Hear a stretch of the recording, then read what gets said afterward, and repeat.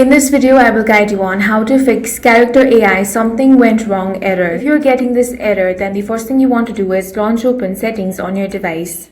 Now scroll down and tap on apps. A list of all the applications on your device is going to be shown over here. From this list, you want to scroll down and find Character AI, tap on that. Now tap on the option of force stop. Here tap on OK. Now scroll down and find storage. Then tap on clear cache. Once that is done, the next thing you want to do is make sure you're using the latest version of the Character AI app. To check, open Play Store or App Store and search for Character AI. If you find the option of update, tap on that and update the app to the latest version.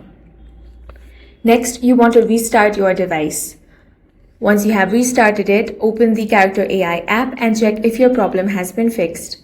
You also want to make sure you're connected to a stable internet. You can switch between Wi-Fi and mobile data and check. If nothing else works, you want to reinstall the application. For that, long press on Character AI, then tap on uninstall. Now tap on uninstall again. After it has been uninstalled, reinstall it from Play Store or App Store. That's all for this video. If you found it useful, make sure to hit the like button and subscribe for more videos like this.